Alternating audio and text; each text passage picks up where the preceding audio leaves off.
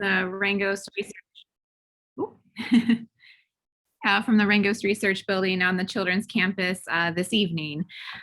So I first of all would love to thank Pittsburgh Cure for Sarcoma for asking me to host. It's quite a fun evening and event, so thank you for the invitation.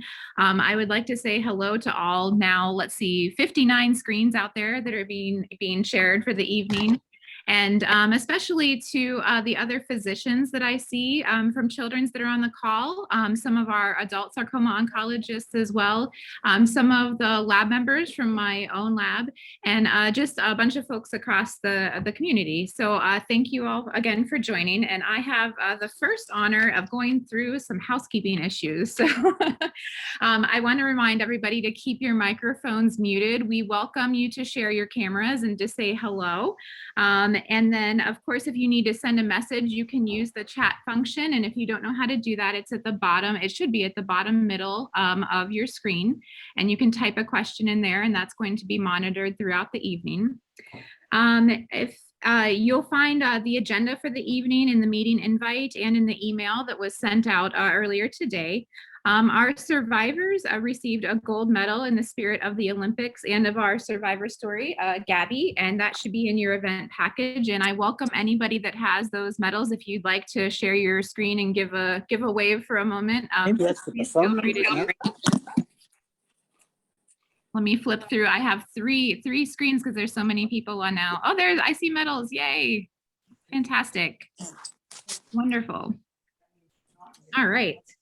And then, this is our fourth beer tasting event. They're pretty fun. And I think we are going to continue to roll with this because it's a nice community, socially distanced event that we can all do. As far as other housekeeping items go, with popularity of this event and other events, the message of Pittsburgh Cure Sarcoma continues to grow and spread throughout the community. So that's fantastic. And just a reminder that Pittsburgh Cure Sarcoma is all volunteer led. No money is spent on employees. So everything that you are donating goes toward research. And a special thanks to all of our volunteers who made this evening happen. This is the first time I've been able to see the behind the scenes of all of this. And it's quite a gathering and an organization to make all of this happen for the evening. So with that, I will transition over to Jean Rybnicki with the Craft Beer Homeschool, and we will get started moving toward our first tasting. So thank you all so much again for joining, and Jean, take it away.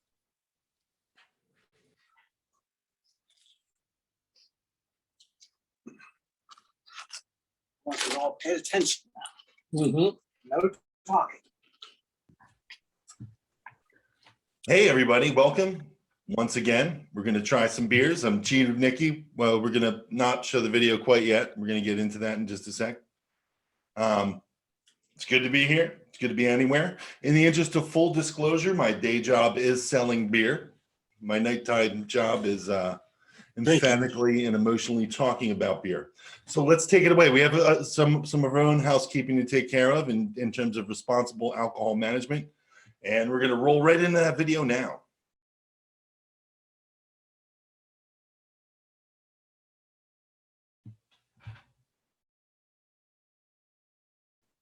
And if you could hear the audio, it would say something about pouring beer into a glass, drinking responsibly, not drinking and driving. And if you couldn't finish, you can just seal that up for later, or maybe cook with it. There's a lot of options you can do with unfinished beer. Share it with the person next to you.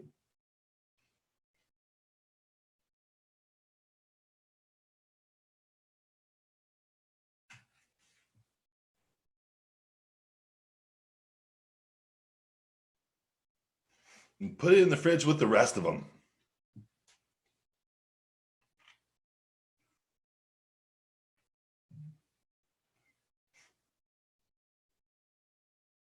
Yes, this beer is for analytical and empirical purposes, and educational purposes. Any enjoyment that you may receive from said beer is strictly coincidental and awesome. Next slide. Here's a formal introduction. Hopefully the music's there.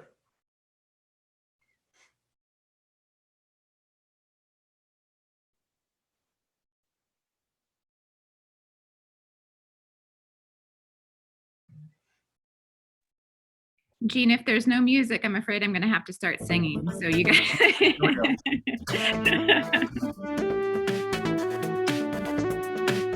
Music to get pumped by. If you're on mute, you can't hear the music. Not listening, you can't hear the music.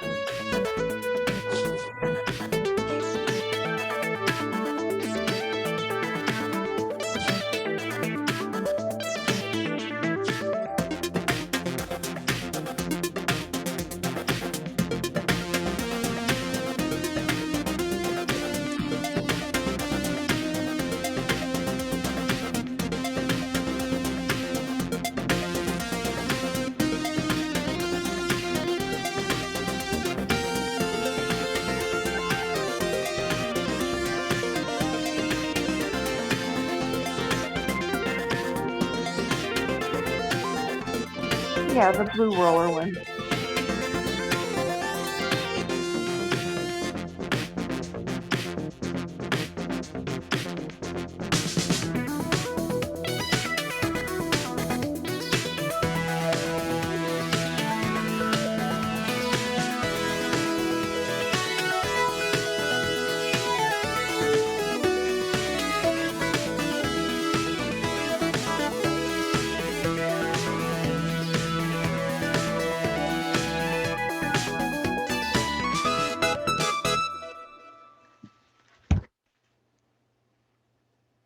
All right, time to get pumped. Beer number one. Please reach into whatever you're keeping your beer in and grab the Equilibrium Photon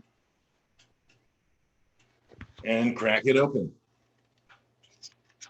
And say hello to our first guest,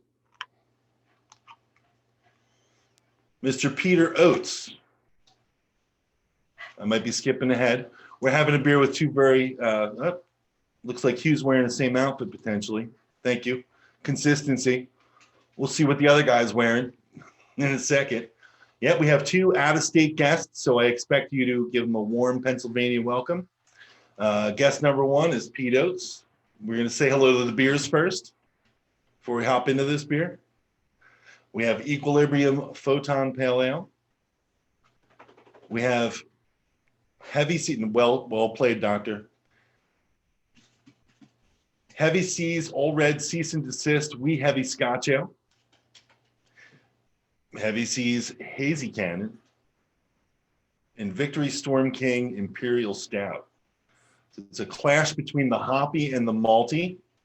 With St. Paddy's Day coming up, we have a little nod to the UK in general. And two very important out-of-state guests. Special guest number one. Hello, greetings and welcome. Hey everybody, cheers. It's Pete Oates here from Equilibrium. Thank you guys for having me. I'd like to thank PCS for inviting me on the show and Vincenzi Distributors for making this happen. And it's a great cause. I'm really excited to be part of it. So cheers everybody, please raise your glass, say hello, or at least nod your head. Cheers and hello and welcome. As we all know, we're drinking the Photon Pale Ale. And as we also all know, a photon is a particle representing a quantum of light or other electromagnetic radiation. It carries energy proportional to the radiation frequency, but has zero rest mass. Gene, I checked your math. I got the same thing. That's correct. Would you care to elaborate?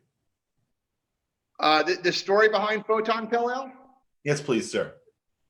So it's kind of a funny story. When we started Equilibrium in my basement, I was doing a lot of home brewing at the time, and we ended up having a lot of unexpected guests come to the house, and we made a double IPA at the time called Strangers in the Morning, and that got named after all the strangers in the morning that would be in my couch.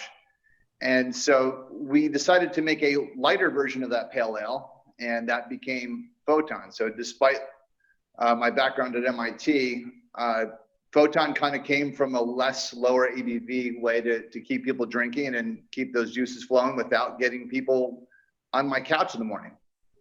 So a little behind the scenes story of the real version of where Photon came from. So it's a great name and it makes perfect sense now. I will drink to that, and I'll ask you, what was your job before you started becoming a home brewer, turning into a master brewer? So I spent a lot of time in grad school, and I almost became a professor. My background is I'm another kind of a doctor, and I was in environmental sciences, and so I spent a lot of my energy and time trying to create clean water for third world countries. And so it turns out I had another love in life, and that's another form of concentrations of stuff in water, which I call beer. So I was Equilibrium's from Middletown, New York, and I was working on cleaning up the Hudson River that flows around Manhattan. And my co-founder said, "You're really passionate about the concentrations of stuff in water, and you love drinking beer, so let's start a brewery." So that's kind of how we got into Equilibrium. Perfect plan, perfect idea. I compliment your partner, Riccardo Petroni. Correct. Yep. Is he also a doctor? He's not. Okay. He's a master, but not quite the same thing. That's why he didn't make the cut for the show. Thank you, doctor. Cheers. Cheers. So, you guys are very much into the application of science in terms of beer, which is a beautiful thing. In the last 2 years, I've started using science more as a verb, because some people don't science, and I'm very happy that you can join us and you do in fact science. Sort of like Smurf. I get it. It makes sense to me. I have to jump in and say, your beer being called Photon, you have some of our radiation oncologists that are joining us, incredibly excited about this. So, well, Roy G. Biv, everybody, I love it.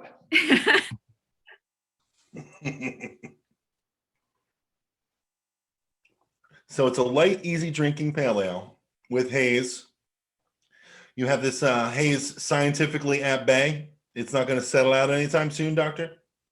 No, absolutely not. That's one of the tricks to keep things in suspension, because the haze is actually what creates the mouthfeel and the juices. It sort of stimulates the palate, gets you kind of amped and excited. And I don't know if I'm allowed to say this, but hops are, of course, sort of the first cousin of another flower that people tend to enjoy. So it has a little bit of a narcotic effect, and people really enjoy the hazies. So yeah, haze is not going to drop out. It's a beautiful thing. So, in terms of New York, are you originally from New York? I was actually born in Nashville, Tennessee, but I don't remember any of it because I'm only 4 years old. And then I spent sort of the rest of my life and childhood in New York. Yeah. Okay. Previous episodes, which I'm sorry you had to miss, of this beer school, we've talked about us being in the beer belt right now. And, Philadelphia used to be the original brewing capital of the early colonies up until Prohibition. And in much the same way, New York State was the hop growing capital. Right. It kind of fell out. Downy mildew, powder mildew, aphids, stuff like that. They hadn't genetically modified hops that could grow in that environment. But probably about 170 years ago, New York State produced 85% of the hops used in America. Right. And you also have good water.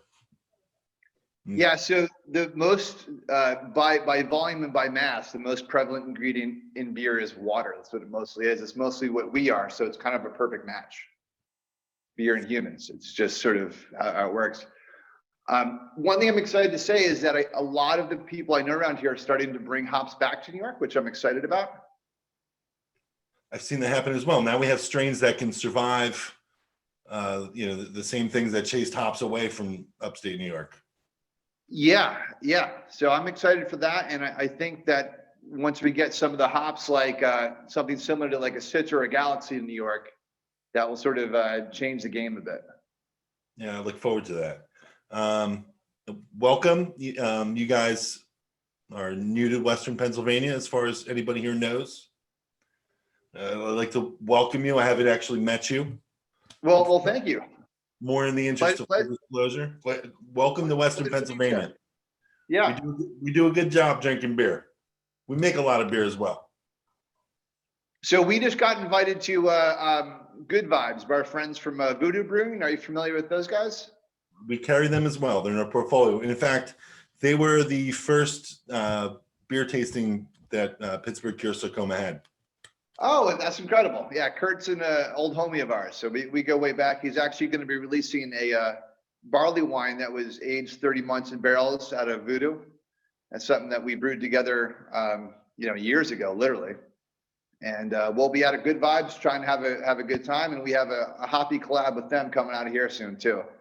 Excellent. So Look forward to it. excited for that. When And, you're in we're on- Pennsylvania, let us know, please. Yeah, definitely. We have a question about the design on the can here and your inspiration for that. So this is a little bit back towards like my love of Pink Floyd, but also, I mean, come on, it's a little Dark Side of the Moon, right? Yeah. But the beaker never was like intended to be like a logo or a brand mark of ours, but it kind of was applied to us. And so photon, of course, in the visual spectrum is white light. And so we kind of thought that like the beaker was kind of the science there that kind of splits the white light into this rainbow palette. And to us, that's what photon tastes like. And so that's one of the beautiful things about hops, right? It comes from a couple simple hop cone flowers, but you get this whole like wave of flavor and dimensionality to it that reminded us of a rainbow. And so we wanted something light, crushable, science oriented. And so that was like ingredients come into the beaker sort of represents equilibrium, and then photon comes out of it in a transformed fashion of a rainbow. That's great. I love the science theme. I mean, I'm a huge nerd, obviously, but I'm loving it. And the beer. Well, cheers. Thank you. Cheers. Actually, I do have one more question, if you don't mind. You're mentioning, Shoot. so you were in environmental sciences and now you're brewing. So I've heard a couple times of brewers trying to incorporate, the features of the land around them of some way in their beer or in their brewing. Have you done that at all? And if you have, can you speak to that at all? Yeah, a lot of people try to incorporate like the local terroir, which sort of means like there's such levels of complexity of like weather patterns, hydraulic cycles, and local mineral distributions that give kind of this unique flavor. One of my favorite beers we do, which is a throwback to some old French breweries, is every year we get a bunch of people together and we go pick dandelions in a field.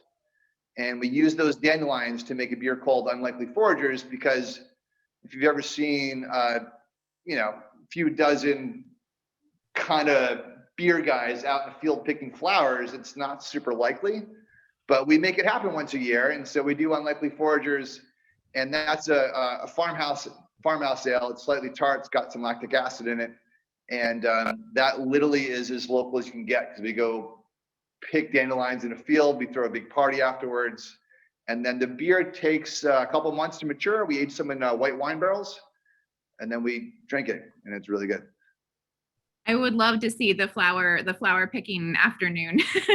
It's pretty incredible. I can send you the invite if you want to go, because it's a lot of fun. Hey, send it along. That sounds awesome. Perfect. All right. I do believe back to you, Dr. Bailey, and thank you very much. Cheers, everyone. Dr. Oates. Perfect. Dr. Oates. Cheers. Mr. Hope Oates. you stay along. We'll send you all the beers next time. All right, sounds good. Cheers, If guys. you want to catch more, it's time for the next slide. If you want to catch more in-depth conversation with Dr. Oates next week, KDKA, exactly 1 week from right now, he'll be on the radio where my face belongs, according to my mom.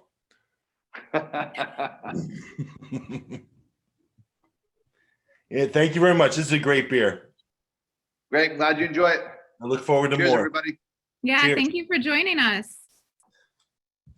All And right. back to you, Back Dr. over Bailey. to me. All right. So I was asked this evening to chat a little bit about UPMC Children's research and just what we do here. So after that lovely first beer, I will go ahead and jump on in. You can go ahead and go to the next slide. So as I mentioned before, I'm a pediatric oncologist, and I study a specific type of sarcoma that happens in children, usually adolescents, and it's called Ewing sarcoma. And this picture at the top of the screen that you can see, this is the UPMC Children's Campus. So this is where the main hospital is.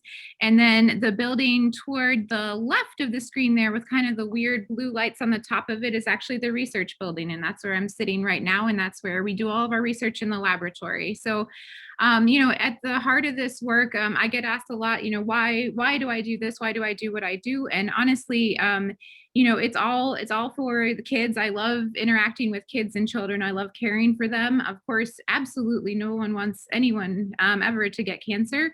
But when it does happen, it's an honor and a privilege to be a part of that journey, and also in the lab to try to figure out new and different ways to treat cancers in pediatrics. So that's why I do what I do. And I've wanted to be a scientist since I was 12 years old. So got that nerd theme continuing on through the years at least. So you can go ahead to the next slide. So as far as a little bit more about myself, I mentioned I'm a pediatric oncologist. You can click to the next. I have a PhD in cancer cell biology. So that's what kind of drove my focus toward oncology over the years. Next click. And nationally, I do a lot of work with the Children's Oncology Group and the Bone Tumor Committee. So I'm a chair of the Localized Ewing Sarcoma Task Force. So trying to come up with the next trial for Ewing sarcoma nationally. And then I'm a vice chair of actually a study for osteosarcoma that in the setting of relapse. Go ahead. And one big adventure that we've been able to build here at Children's is the biobank here. So we now have a fully functioning biobank next to pathology in the Children's Hospital. And so we're able to bank patient specimens, tumor specimens, et cetera, and be able to use those for research in the future. And then lastly, and maybe super fun, and maybe the reason I got invited here, I'm one of the medical advisory board members of Pittsburgh Cure Sarcoma, and I've really enjoyed interacting with Pittsburgh Cure Sarcoma and all the members and really the community of Pittsburgh since I moved here in 2016. Next slide. So briefly, we don't have to get into science too much more than the photons and the beer that we talked about already, but I did want to go over briefly what I do. So we really try to study some of the fundamental building blocks in Ewing sarcoma biology. So one of those, next click, is DNA damage. We were talking about photons, and that links very nicely to one sort of DNA damage that we study, which is radiation therapy, and looking at how the tumor cells respond when chemotherapy or DNA damage occurs. And then the second piece of it is the immune response to the tumor. So when people are getting chemotherapy or radiation, how the immune system changes and how it looks at the tumor differently through that time. Next. So as the clinical problem, you can go ahead and keep advancing if you'd like, is, if a patient walks into clinic with Ewing sarcoma and they have a tumor in one spot, or if they come into clinic and they're diagnosed with metastatic or cancer that's spread all over, we give exactly the same therapy no matter what, so in either situation. And we consider that a clinical problem because, really we would like to try to personalize the therapies that patients are getting a lot more. And to do that, we have to have the science behind being able to change that and make those advances. Next. Oh, and I forgot to say, and also we're not able to treat relapses very well. And that is a huge issue, and we absolutely must change that. So we look at this. So as I mentioned, we study building blocks. You can go ahead and click through the little 4 pop-ups there. So we look at 2 forms of different types of DNA damage or inability to repair DNA correctly. And then we look at how the immune system responds to that. And we have a very interesting animal model where we're able to actually look at those both in the same model. You can go ahead. Oh, there's the mouse. And then really our overarching goal, like I mentioned, and what we're doing here is trying to personalize therapy. So we know that probably there are some patients that don't need as much chemotherapy or radiation. And then there are certainly patients that need more or different types of therapy. So our overarching goal is to try to move forward and figure out what patients need different type of therapies and how to deliver that differently. So really, like I mentioned, the ultimate dream and what we are working toward in all of our studies, both with patient samples and also in our animal models, is to be able to say if a patient comes to clinic with a localized tumor versus a localized tumor with a specific type of mutation or metastatic disease, that we can start providing more individualized treatments for patients in those settings. Go ahead and click. And I know some of the members of the lab are here joining the beer tasting event this evening. So thanks to all of them. Thanks again to the Pittsburgh Sarcoma Research Collaborative. It's an amazing group of researchers and friends, truly. And also the entire division here at Pediatric Oncology at the Children's Hospital of Pittsburgh. So thank you all for listening to some science in the middle of the more fun beer. And I'm happy if you have any questions, we can chat or we can, proceed on with the next section of the event.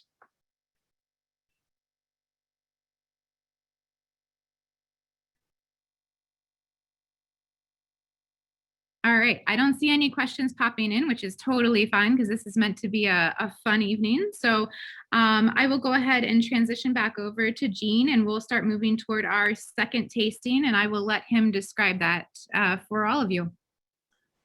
Thank you, Doctor, and thank you for your presentation. Beer number 2, we just had a Citra crazed pale ale to begin. And now we're going to go to the malty end of the spectrum with Erie Brewing Company, Old Red and Deceased, Wee Heavy Scotch Ale.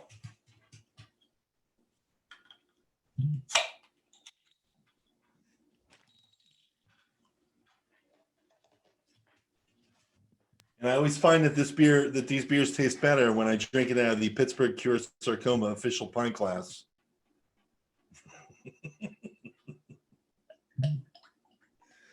So let's break down when we did a slight run through the other night. It was brought to my attention that this beer has a lot of words in the title. So we're going to go ahead and we're going to unpack this for you and we'll explain the beer in the interim. So Erie Brewing Company, Pennsylvania's own, been brewing beer since 1993. Old Red Cease and Desist used to be known as Red Rider Big Beer until they received a cease and desist letter from the Red Rider Company, at which point they had to change the name. So they did. Old Red Cease and Desist became the new name, a lawyer-inspired name. Wee Heavy Scotch Ale. The Scots have been brewing beer for literally several thousands of years. There's evidence to suggest that the Picts fermented as early as 65,000 BC. Hops, unfortunately, do not do well in Scotland, particularly around Edinburgh. The aforementioned aphids, downy mildew, powder mildew, does not make it a very good climate to grow hops. So they lean towards malt. It is an unsuitable hop growing area, so it gets malty. And you will notice there's some sweet dried fruit, caramelized sugar, little hints of molasses in this beer. Now we're going to unpack the wee heavy part of it. Back in the day, they were encouraged, Scotland was encouraged to make their own beer and not buy beer from England. Then they got this idea about taxing the beer. So the average Scotsman said, okay, you're going to tax the beer. We're just going to make really strong beer. So the government said, okay, we're going to tax the beer based on its strength. So the shillings became, form of currency, indigenous to Scotland at the time, became synonymous with the strength of the beer. So a 60 shillings Scotch ale would be between 2.5 to 3.5% alcohol by volume. 70 shilling would be 3.5 to 3.9. Doctor's reading ABV on this beer. We didn't get there yet. No spoilers, please. 70 shilling would be about 3.5 to 4. 80 shilling would be about 4 to 5. And a wee heavy Scotch ale would be anything 6.9 or above. And of course, we know this one to be 10.1% ABV. So Scotland, they're known for Scotch as well. It doesn't taste like Scotch. The malt is not malted on peat. However, it is very malt heavy and definitely a sipper. So as they say in Scotland, Slangevar. Jean, I have a hostess failure here. I realized that somehow in the children's hospital there aren't beer openers. To the creative, there's openers abounding. I see a ledge behind you. I will have to participate for the sipping part, at least only with the cans that have been provided, but I will gladly read the labels here. You know what? If you have to go home afterwards, it's probably best to leave that in a sealed state. Absolutely. And I'll also tell the tale of a friend of mine who's Brazilian, who can literally open a bottle of beer with his eye socket. And don't try this at home, kids. Not recommended. It takes a special kind of person. So you'll see the last beer was hoppy. It was crisp and clean. It had a lot of hop punch to it. Chock full of citra hops. It was citrusy. This beer is virtually the polar opposite. It's a slow sipper. It's very malty. It is not hoppy in any way, shape, or form. It has, maybe like hints of dates, dried dates to it, raisins, raisinishedness to it. I think both of these are probably, they are fantastic. I can't try the second one. The first one was fantastic. Kurt Weiss, I think I saw, really loves this beer, I think was what he was writing in the chat there. And feel free, if you have any opinion over which one you like better and you want to give a little shout out to either one so far, feel free to do so in the chat. Yeah, so this is more of an exhibition than a competition. As far yes, as absolutely. I guess based on personal preference, yes. At 10.1%, this is what I refer to as a shoulder brush beer, which means that after the third one, you reach up to brush something off your shoulder, and it's the floor. Get that floor off my shoulder. Now, I have a question, and it might be a naive one. I'm not a brewer, obviously, but what's the highest percentage of alcohol that you can or people do put in a beer? Well, an ordinary yeast starts to drop out, starts to kill itself by the production of its own alcohol, slightly more than 20% ABV. So, champagne yeast is a little more dexterous. But then once you get to that high ABV, it's not insanely drinkable as well. At which point you want to distill it and make something stronger out of that. Very good question, Doctor. Any other questions at this juncture?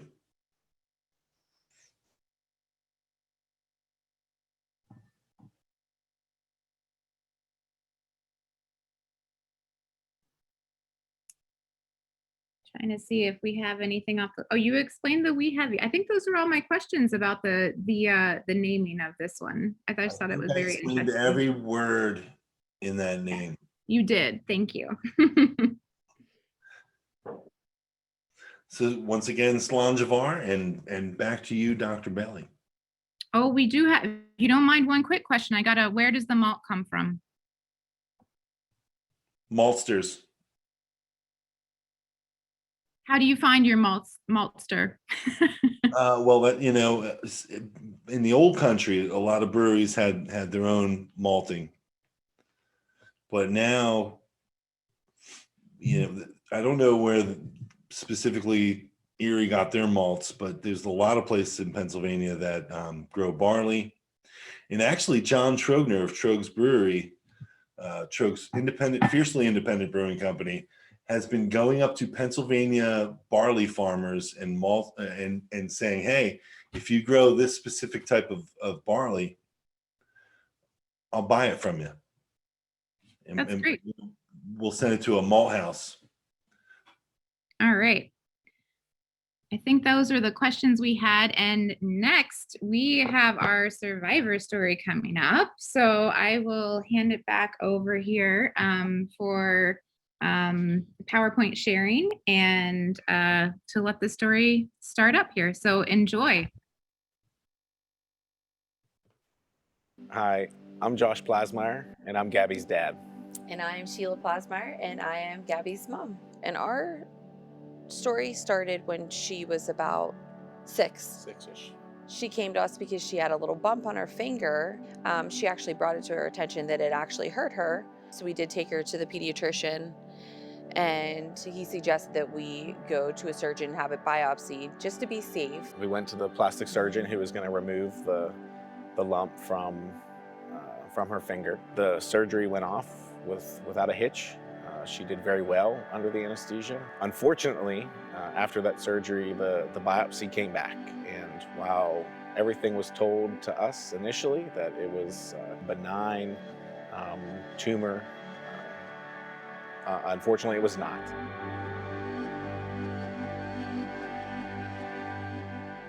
My name's Gabby. I go to Cleveland Seward Gateway. So it hurt the most on bars. Whenever I went to grab the bar, I would kind of let go of the bar with my finger, so I would have to hold it like that. We went to the doctor to see what it was, and they diagnosed it as epithelioid sarcoma. So when they came to us and said that it is cancer, I mean, it was devastating. Absolutely devastating.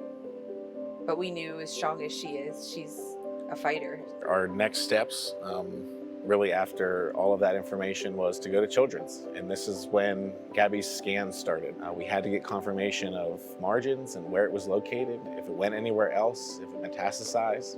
Right before her surgery, the nurse came over and actually whispered to Josh, "Her blood pressure's a little high." And her comment back was, "Well, yeah, I'm nervous. I'm gonna get my finger cut off." So at that point, it's like, yeah, Gabby's still Gabby. But Gabby was amazing after her surgery. It took her a little bit to get out of her anesthesia, but I don't remember if it was that night or the next day, she was up riding a tricycle in the hallway. Yeah. That little girl has no fear for anything. And she was worried about, not being able to go directly back to gymnastics. And I think it was honestly like 3 weeks max. And she was back. I was really, really, really scared. And I asked my doctor, would I be able to do gymnastics again? He said, probably. It was harder because I was out for a few months and I was getting used to doing everything again. She was most nervous about not being able to do gymnastics anymore, not be able to compete. But her strength and her determination and her willingness to beat this really showed through at that time. And we definitely want to thank Kurt Weiss, Dr. Rapkin, Yes. and her entire surgical and oncology teams. We're amazing. Who just treated her like a piece of gold.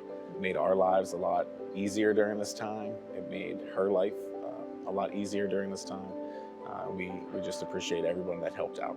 And living here in Pittsburgh, like Josh said, having everything at our fingertips is amazing.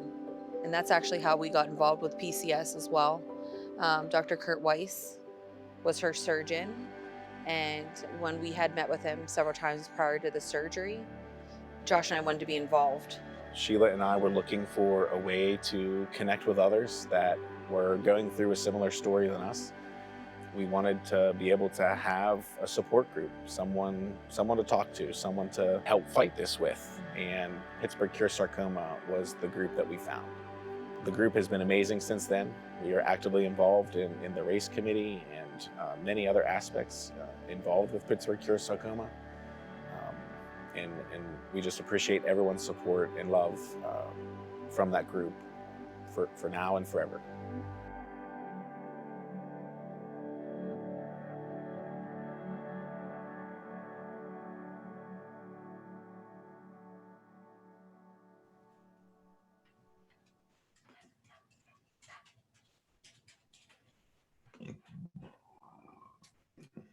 Gabby, thank you so much for sharing your story. That was absolutely amazing. I can't even imagine being so brave as to share your story with this big of a group of adults, especially. You know, where are the rest of the kids at here?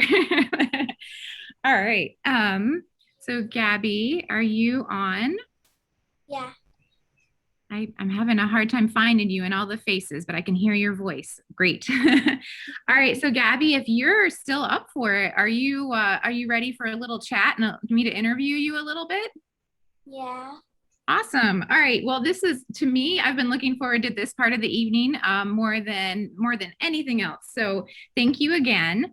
I know this is a beer tasting event, Gabby, but I realized that you were not 21. So I was wondering if you could share with us just what your favorite like root beer or drink is that you like to have. Sprite. Sprite, awesome. That's awesome. Yeah, when I was a kid, I loved Sprite too. Sprite and gummy bears was my go-to. So when you were at Children's, were there any really special things you loved about the hospital? I know in general, like you don't like being there for the reason that you're there, but while you're there, there's a lot of pretty special stuff here. So was there anything like child life or like fun things like you got to do when you were here, even like maybe going to the Starbucks here or anything like that? I liked whenever we went down the hallways and there was the penguins on the roof and I had to find the purple one. So you're talking about and the OR floor then, right? Yeah. Yeah, you know what? I use those penguins all the time so I don't get lost going down the hallway too. So they're very handy for the adults as well. All right. And tell us a little bit more about gymnastics. What are you doing right now?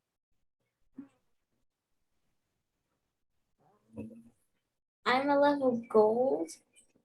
That's I don't know much about gymnastics, so that sounds pretty top notch. Level 4 and 5. Excellent. And what's your event? Like, are you a floor routine girl or a bars girl? What's your thing? Bars. Yeah. Yeah. Awesome. And do you have a floor routine? Yeah, I do all 4 of it. What's the song that you like to do your floor routine to? I don't know what it's called. You don't know what it's called? So it's not a Disney song then, I'm guessing, huh? It's like an instrument song. An instrument song. Okay. I was wondering if it was something like Encanto or one of those newer Disney movies that I have, the songs completely stuck in my head all day long. And this might be a question, this might be a really hard question, but I thought I would give it a shot or, anyway. You have a lot of people captively listening to you right now. Do you have any advice for any, if there are any kids out there or family members that are kids, things that you might want them to know about going through what you went through or like a little tip of advice about how to get through it? Yeah. What is it? Believe that you're in good hands and the doctors won't let you get hurt or anything while you're under anesthesia. That's awesome. Yeah, I think that's great advice. And have you ever met anybody else that's been through like a kid that's had cancer before? No? Okay, that's cool. And what about your friends? What were some things that your friends, when you were going through all this, is there anything cool that your friends did for you or your family? They brought me get well presents. That's awesome. What was one of the get well presents? A bracelet. Oh, that's awesome. And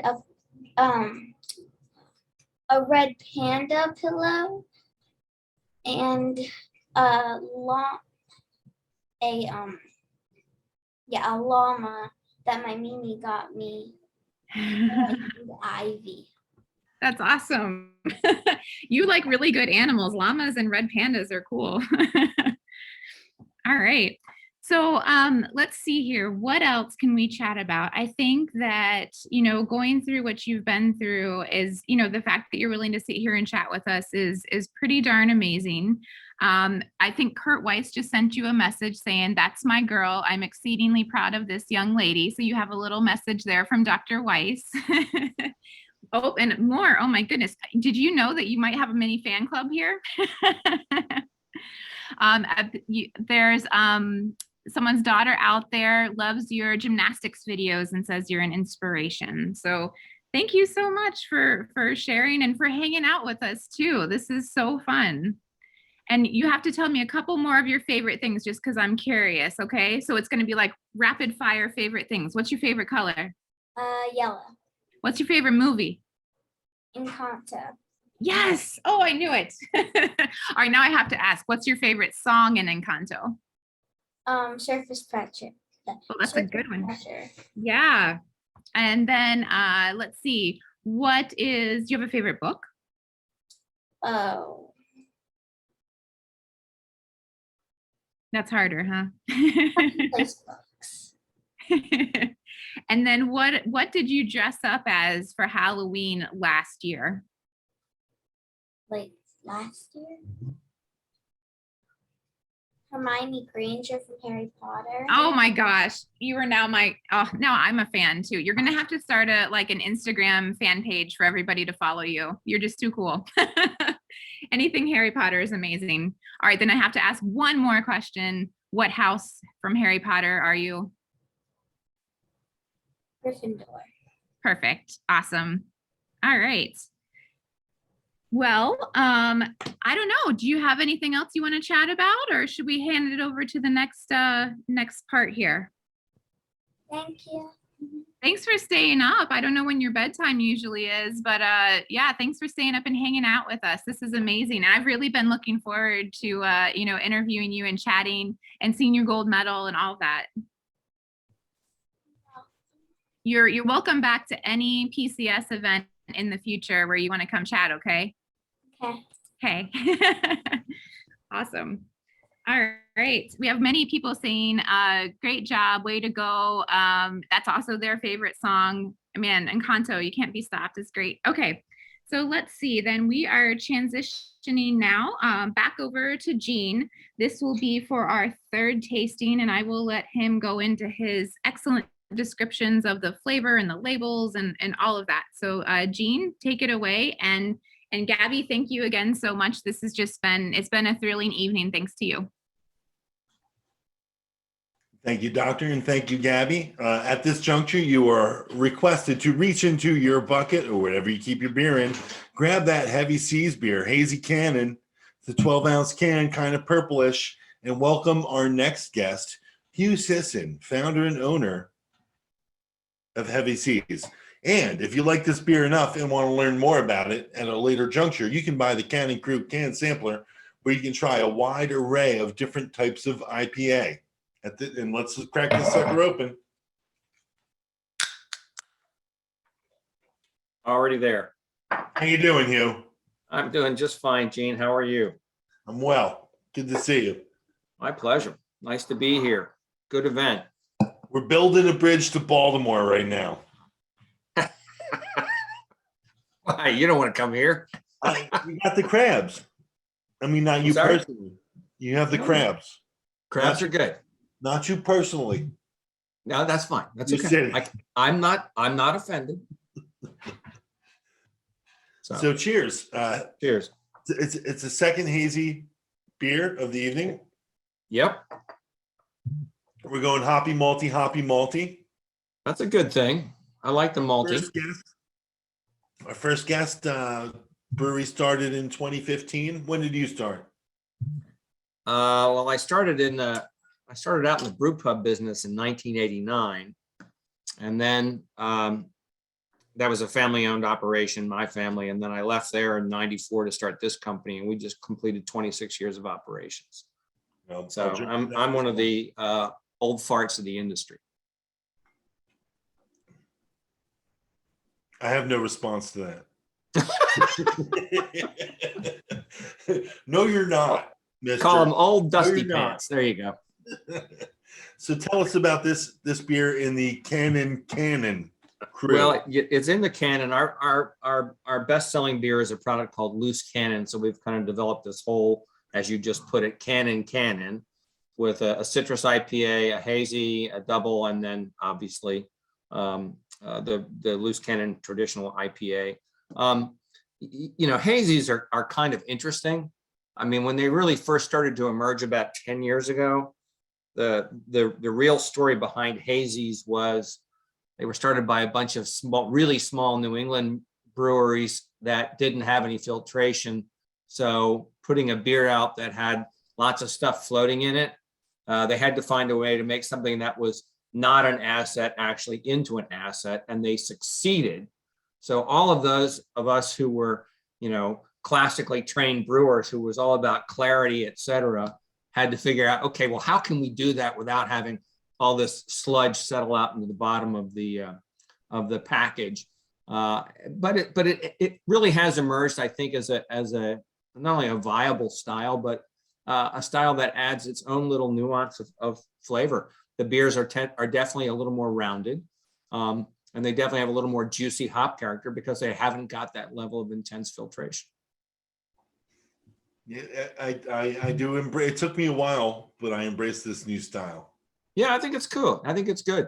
And I'm certainly enjoying this one. This was probably the third different hazy we've developed over the years. This one, I think, is going to have many more long-term legs. It's 7.25% ABV, so it certainly has a little testicular fortitude, but it's definitely it's a rounded beer. It's easy to drink.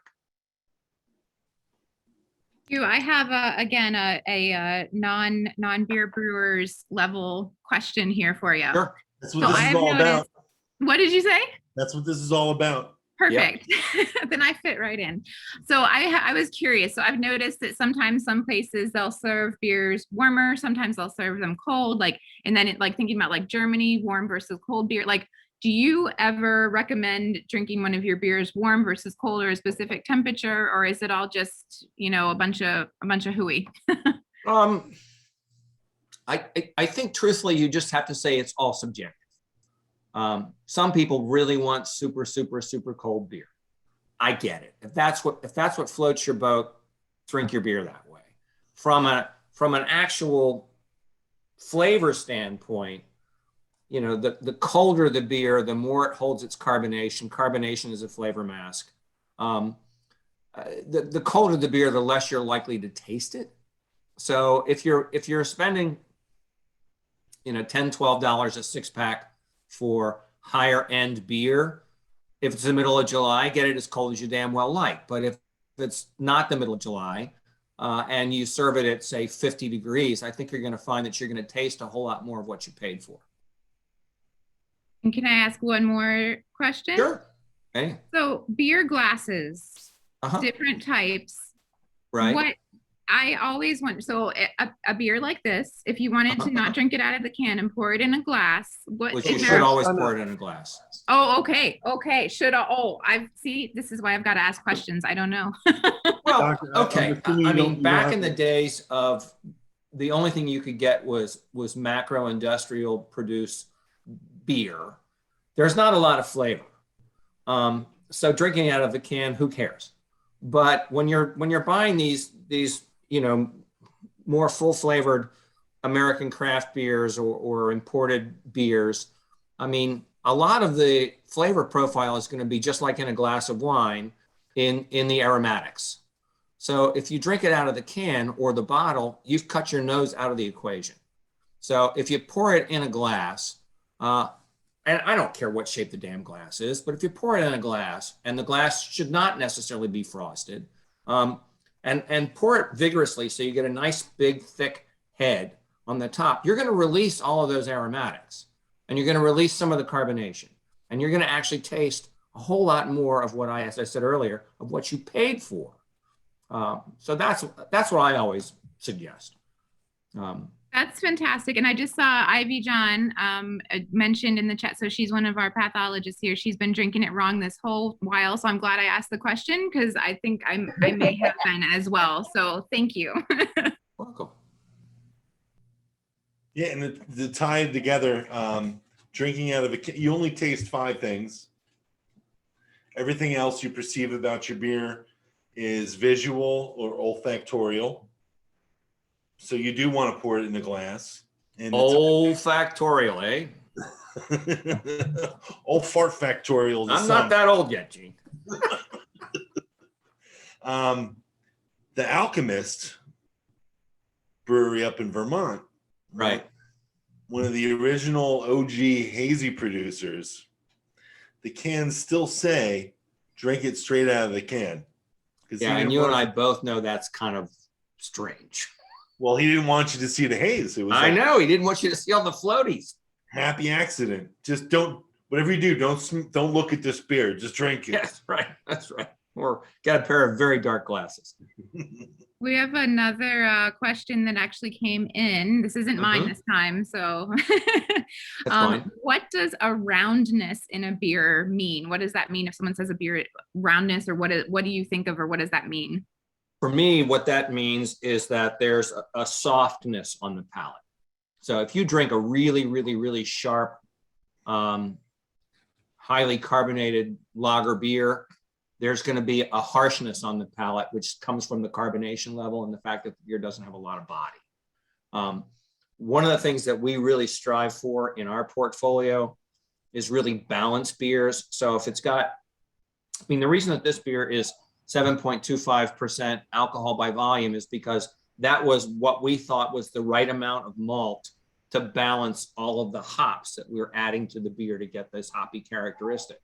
So between the sweetness of the malt and the bitterness of the hops, if you get them in the right balance, the overall effect on the palate to me is rounded and smooth as opposed to angular and sharp. And my 16-year-old dachshund is making noise in the background, so I apologize. Oh, we love dogs here at Pittsburgh Cure Sarcoma, so you were right. You were right in good company.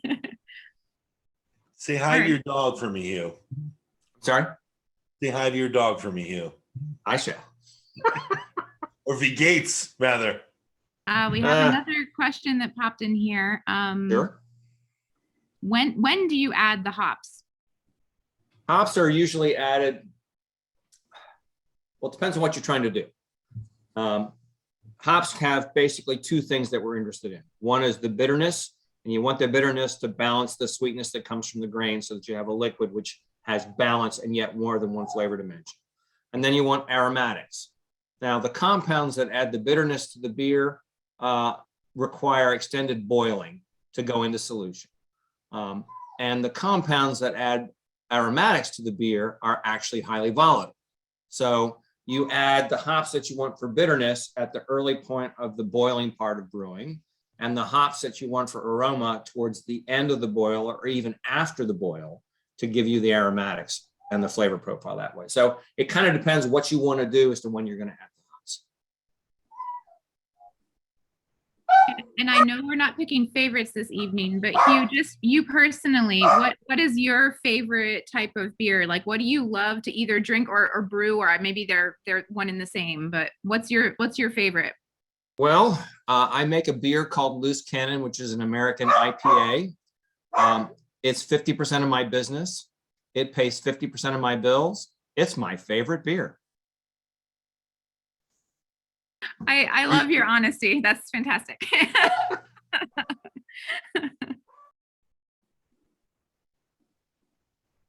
I'm trying to shut this dog up.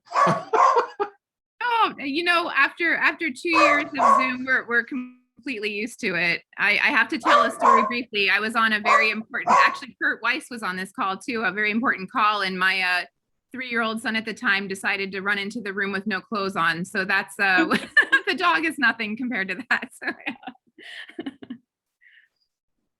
yeah. Oh, yay. Oh, hi. Now you have to tell us your dog's name and about your dog. Her name is Honey. She is a dachshund. and Oh. she's 15 and a half years old. And does she help you brew beer? No. Darn. I don't think we'd get a whole lot of beer brewed. These days, she's pretty damn slow.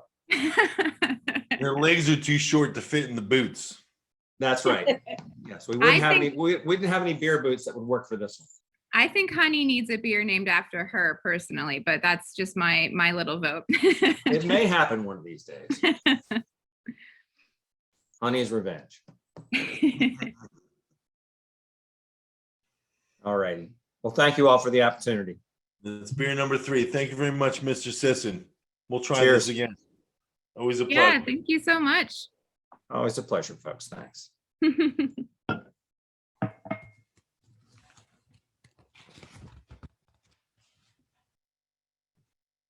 Next up, I think we have the one, the only, Dr. Mark Goodman. Thank you, Kelly. Absolutely. Really appreciate all you've done tonight. It's been great. Big shout out to the Plasmeyers for a great survivor story. Good evening, everyone. I hope you're getting educated while you're enjoying your beers.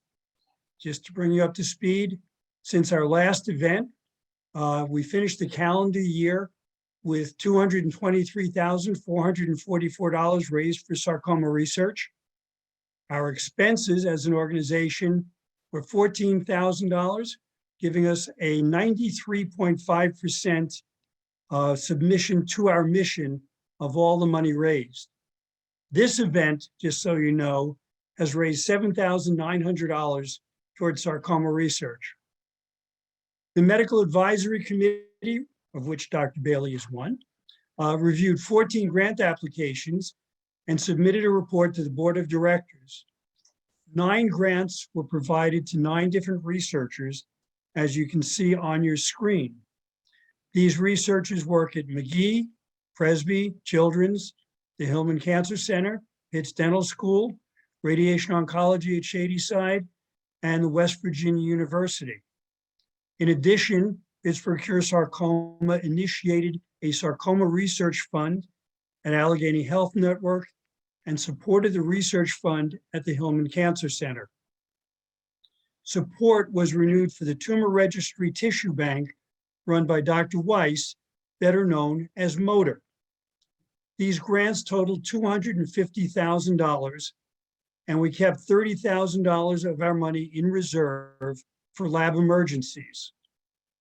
It is my pleasure to announce that this year the board has already decided to grant Dr. Weiss $50,000 to keep the tumor registry and the tissue bank going for the benefit of all of the researchers here in the Pittsburgh area. Congratulations, Dr. Weiss. We would like to express our thanks to Team Danielle for exceptional support this year. Personally, I'd like to thank all of our volunteers and supporters, medical advisors, and board members for their hard work.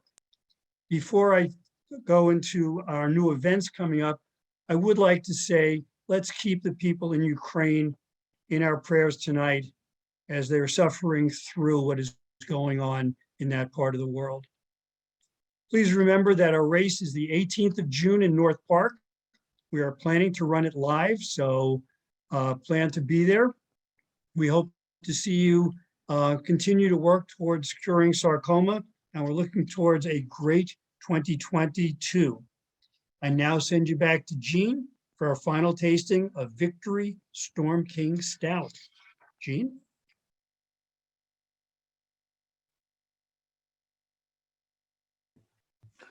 thank you, Doctor, and na zdrowie. The next beer, Victory Storm King Stout, which ironically enough originates as an English style. Now I don't know where my opener is. I can't help you, sorry. I'll just have to use this cell phone. Done. Yeah, thank you, Doctor. And I actually do have some relatives in the Ukraine, in Kiev. And I have been there, and they're awesome people. They're beautiful people. And I'd like to raise the next toast before we even get into this beer, which will be the dessert beer for this session. To the people of the Ukraine, particularly in Kiev. Na zdrowie. Turns out it's the same toast as in Russian, which should be a common bond. And I will quote the owner and founder of Victory Brewing Company, who told me once, beer brings people together. Bill Kovalevsky, beer brings people together. And it repeatedly brings people together. It exhibited right now. So the last beer is an Imperial Stout. The stout kind of came out of the porter style in London. London has a rather hard water. Hops don't necessarily go very well with hard water, but roasted malt does. As the porter moved out of London and moved to the countryside, it became a little bit thicker, sometimes referred to as a stout porter. Stout meaning like thick or girthy. And it eventually made its way to Ireland, where they say slanja when they drink beer. The Russian czars had an appreciation for stout beer. And in order for the beer to make that long seafaring voyage, they would frequently bump up the alcohol. Alcohol is a natural preservative. Hops are also a natural preservative. So it was kind of a girthed up stout. This one's coming in at 9.1% alcohol by volume, whereas a normal stout would be under 4%. And I'm actually glad that the good doctor in our office doesn't have a bottle opener at this juncture. Save those two strong ones for when you get home, doctor. Thank you very much. Will do. Yeah, so you'll notice it's black and roasty. You can visualize the blackness if you can't open that bottle wherever you are. It certainly has some like coffee-like elements to it, maybe some chocolatey-ishness. And alcohol is also a flavor factor.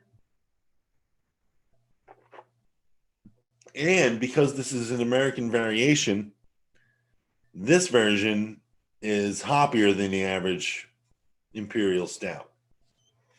So we have a black and roast, perfect for dessert. Black and roast, the elevated alcohol content sipper of a beer. Brought to you from Downingtown, Pennsylvania. So we end up back in Pennsylvania for this. Gene, you have to put up with one of my non-beer expert questions again. More questions, please bring it. Good. So I often see like at a brunch or something like that, like a breakfast stout. Is this similar to a breakfast stout, or how is that different? I would say a breakfast stout. Okay, so this beer, you missed the other two beer schools that I did, doctor. So I did. there's 4 primary ingredients in beer. As we learned from Equilibrium, water is the biggest one. There's even a 512-year-old German purity law, which says beer is made from water, malted grain, mostly barley, wheat, or rye, and hops as the spice. They didn't have a microscope, so they didn't add yeast until several hundred years later. You needed a Louis Pasteur. I need not remind you of any of this stuff, I'm sure. Yeah. So you're trying to tell me that scientists kind of are, everything. Is that what you're saying? No. I'm just messing with you. Continue, It's all please. about if it's not art, it's science as far as beer is concerned. Continue. So a breakfast stout, anything other than water, malted grain, barley, wheat, or rye, hops, and then yeast, thank you, Louis Pasteur, are called adjuncts, additives. So breakfast stouts tend to be made with adjuncts. Adjuncts like coffee, oats, maple syrup, anything that might go in a breakfast. So that would be a breakfast stout by definition. This is the precursor to the breakfast stout, just an imperial stout. Stout to go. It's really hard to catch a buzz in Ireland because the Guinness there is at like 3.2% alcohol by volume, very low in alcohol. To such an extent that during World War II, they recommended Guinness to expectant mothers. That was a long time ago. It was 80 years ago. I was going to say, I'll have to jump in here and just not recommend that against medical advice. Continue. The emphasis was it was over there and it was 80 years ago. But it was more bready than it is now. And in fact, when I was in the Ukraine, you'd grab a bottle of beer and it would say like 12%, 14%, 23%. And we were marveling over like the high alcohol percentage. And it turned out it wasn't the alcohol percentage, it was the percentage of grain, the ratio of grain to water. So you could tell how bready a beer was. You know, how much of this can I drink and call it lunch? It would answer that question. That's a great question. Are there any more questions at this juncture? I'm trying to read through the chat. Hold on 1 second. I see some Polish Nozdrowies, which is acceptable. You know, it's important to keep in mind. It's a good time to talk about to your health in Slavonic languages, people that are invading people right now. Nazdrovia is to your health in Russian. Nazdrovia is to your health in Ukrainian. Nazdrovi would be the Slovak and Czech equivalent. Nozdrovia would be the Polish equivalent. And in Hungarian or Magyar, it would be Egészségedre. So who the heck knows with that one? But it's one language, and it all means to your health. And I don't think I missed this, and I don't know if you know, but if I missed it, I'm sorry. And if you don't know, also sorry. But Storm King, is there a story behind this name, or do you know? You know, I might not know the story behind this name. I know there's a Storm King sculpture park up the Hudson River, but that would be closer to Equilibrium Brewery. Interesting. Yeah, looked like a very angry sort of owl or something on it. So I was just curious. Owls are intense, and I forget the percentage of their brain, but the outline, most of their brain is dedicated to their eyes. Did you know that? You know, there's a kid show, pediatrician, right? There's always a kid show about fun like science facts. So I had watched something about owls and other night creatures. So yeah, that's interesting. And most of their brain activity is dedicated strictly to their eyes. So he's not ticked off. He's just checking it out. That's his job. And hopefully that was an acceptable dessert. I'll tell you tomorrow when I can drink it, but I see a lot of hot heads nodding yes. So It's yeah. nice. You know, we had an Irish theme coming up next drinking holiday is St. Patrick's Day. So we had a little Irish Scottish sidebar to it, general UK. I'm guessing. So are you a fan of people making green beer, or are you just like, oh? Thank you for asking, Doctor, because Sure. I didn't include that slide this time. Ah. In brewing terminology, green beer is beer that's not done yet. It's young. It's green. You shouldn't drink it. And you shouldn't add dye to your beer either. So don't drink green beer, people. Go for the black. Black is beautiful, particularly in this case. Perfect. Any other questions Man. at this juncture? I don't see any more questions at the moment. So once again, if you have nothing better to do, 1 week from today, we'll go back to Dr. Pete Oates, who I didn't know was a doctor until this evening. I had a learning experience. We'll go more in depth on new brewery available in this area, a brewery available at finer retailers near you. Beer made with science. Who would have thunk it? I love it. Little chemistry for the evening, right? Amen. And I'd like to thank my employer, Vicini Distributing Company. You can follow us on Facebook, multiple other media platforms. Beer since 1933. Historical significance of that year being the year Prohibition ended, was the year that we legally started selling beer. My boss allows me to do such things. He's a great guy. He encourages me to do such things. And cheers and thank you. And back to you, Doctor.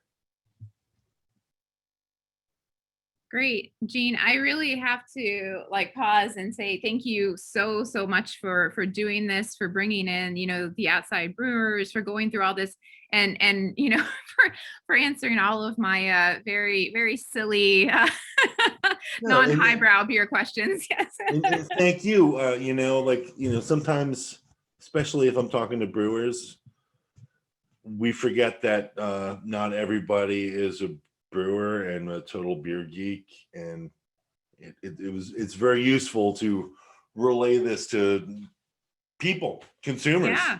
You have questions, ask questions.